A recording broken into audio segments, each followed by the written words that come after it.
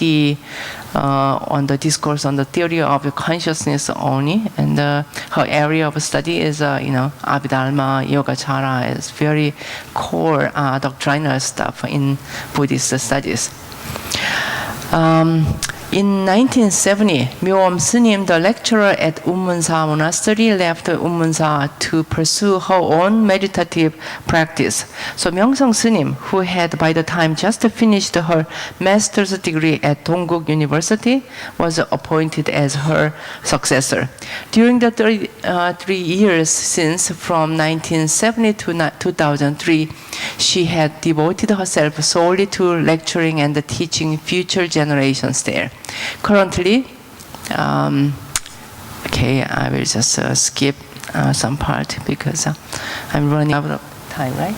Well, okay? You still have time. Okay, so yeah. 5 minutes, 10 minutes. Okay. So I will skip some part. So far, we have seen an overview of Myeongseong Sunim's personal life and the intellectual growth, focusing on her life before entering the Sangha and the lecturer at Unmun-sa Monastery after the 1970s. Parallel to her personal growth,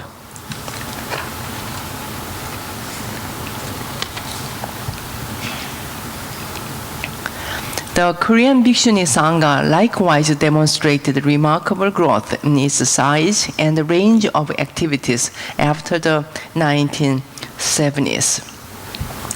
Currently, in 2013, there are around 15,000 monastics in the Jogye order of Korean Buddhism, with the bhikshus and bhikshunis roughly in equal proportions.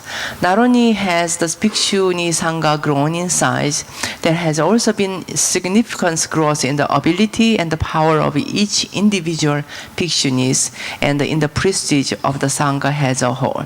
The bhikshunis of Korea follow the form and the regulations of a Sangha, with firmly established procedures of entering the Sangha and receiving precepts. They receive systematic education and training in Dharma halls and meditation halls, continuing the tradition of the Dharma. Though through communal ascetic life, they come to share an identity as practitioners as well as the historicity of the traditions they uphold. They then take up their place in the world in various fields such as proselytizing, education, and temple administration. What then is the power that fueled this remarkable growth in the Bhikshuni Sangha since the 1970s, after the challenges of Joseon society, the Japanese colonial period, and the Korean War? It is notable that the growth of Korean Bhikshuni Sangha overlaps and parallels the personal growth of Myeongseong Sunim. She believed that education was the motive power for bhikshunis. Her task of establishing a framework of education for bhikshuni was her life's mission. She always emphasized that the core of her identity as a scholar was that of an educator. This vision of hers was realized in the form of the Unmun-sa Seminary. Though the seminary had an 11-year program when it was first founded in 1958, all bhikshuni seminaries in the country were unified under a shortened 4-year program in 1985. Unmun-sa Seminary has established a reputation for its strict customs and moderate education in practice, earning the nickname of Bhikshuni Cadet School. To date, the seminary had produced over 2,000 graduates with an average of 250 students enrolled per year. She had also emphasized uplifting the status of bhikshunis, stating that bhikshunis are not all that inferior to bhikshus. Bhikshunis and bhikshus are like the two wings of a bird. Well, this shows her lifelong wish not to repeat the painful struggles she had to personally experience just only 40 to 50 years ago. Not only were educational opportunities for bhikshunis non-existent then, but bhikshunis were unable to even attend a lecture in the same place as bhikshus, nor permitted to give lectures. And the third is her ability as an educational administrator. Beginning as a lecturer in charge at Unmun-sa in the 1950s, she took on the task of establishing a modern educational framework, becoming the dean of the Bhikshuni Sangha University. In 1987, a position she holds to this day. She also made a critical contribution to the growth of the Unmun-sa during her 21-year tenure as abbess from 1977 to 1998. In her dual role as abbess and dean, she demonstrated she was equally capable as a temple administrator or abbess. She stated without hesitation about her concurrent jobs, quote, "It was only because I was both abbess and dean that I was able to create the current framework of Unmun-sa. Normally, deans do not have a financial power, so that they are always constrained by the main temple when buying a desk or even a few pencils. But since I'm both dean and abbess, I know how many desks are needed and what books are required to teach when class and during class, and can provide them on demand. This is why everything operates so smoothly. Naturally, even the buildings of Unmun-sa was also created around the concept of education." Okay, I will skip the part that how she renovated the curriculum by introducing modern teaching subjects like piano and the computer, things like that. But I will just move to the next point. From the early modern era to just a few decades ago, bhikshunis received their dharma transmission from bhikshus. For example, Myeongseong Sunim himself received the dharma transmission from the master bhikshu scholar at Seonam-sa Temple in 1958. However, she conducted a ceremony of Dharma transmission from bhikshuni to bhikshuni in 1983 when she declared herself a disciple of the then deceased renowned scholar Sunim. In front of her ancestor tablet, Sunim learned modern education in Japan had been called one of the three great bhikshuni masters in modern Korean history. It is said that Myeongseong Sunim had previously studied Suoksim's works and respected her greatly. The poem she composed during the ceremony, I'd like to share. So, before the spirit of my master. So she introduced her teacher's poem first. So this calm of the mind is immovable like a mountain, like that.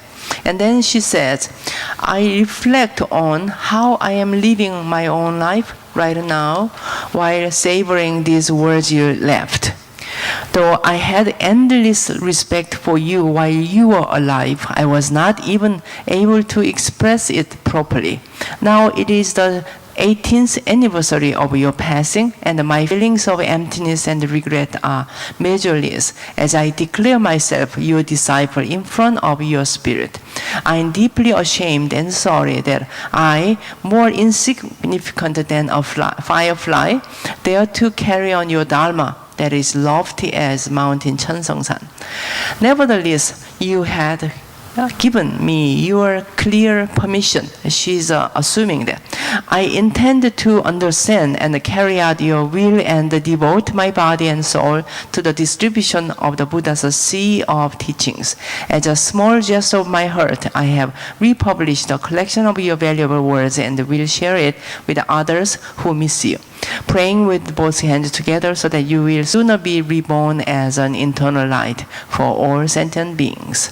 So this was the second time in modern history where a Dharma transmission was conducted from bhikshuni to bhikshuni. Afterwards, throughout her entire career, she herself transmitted the Dharma to her 13 disciples at the Unmun-sa Seminary. Thereafter, this tradition of passing on learning from bhikshuni to bhikshuni became firmly established. Okay, conclusion. As we explore the gains, okay, let me show some pictures.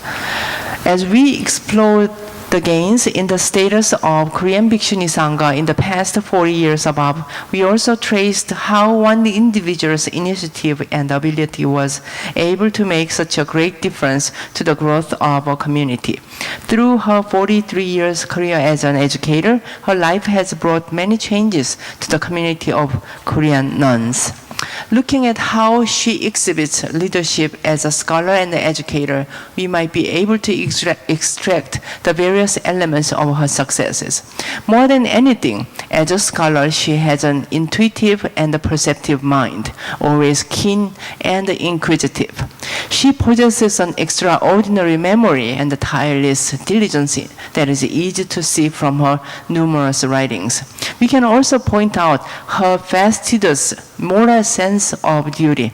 She has never forgotten that she needs to become a role model for Korean Bhikshuni, as she held the leadership roles of dean and abbess for more than 40 years. She is also famous for her strict discipline and the meticulous attention to detail. With so many young nuns living in a small space, monastic life must be orderly so that even 200 people working appear as one. They study in one big room. They sleep there in one big room, and they also they don't have their own private spaces at all. So even a misplaced shoe in front of the door is a target of discipline. And this is Myeongseong Sunim's educational method, and this strict style has become the tradition of Unmun-sa Seminary. Furthermore, she has a remarkably modern and forward-facing way of thinking. Her bold reformation of the seminary curriculum to modern standards were at the time regarded as revolutionary, and her reformed curriculum now became the model for other seminaries across the country. We might also point out her excellent human resource management skills. She has many disciples, and more importantly, is amazingly proficient in knowing where and when the talent of each one can be put to best use. She is a leader when a few hundred student nuns, school faculty, and the dependents of the temple live together under a small space. It is unavoidable that conflicts arise. She is able to masterfully bring together those who are smart but do not get along well with others, or students who have a passion and compassion but lack sharp intellectual sensitivity, insightfully guiding them to cultivate their own talents and grown as a person. So she is a leader that possesses that kind of generosity, compassion, and warmth. So last, we can bring up her acumen as an administrator. She not only maintains the balance between administration and academics, but has the skillful means to combine the two to create a much greater effect than the simple sum of its parts. Her many facets are a shining example of a woman religious leader. Thank you. Thank you very much, Eun-su.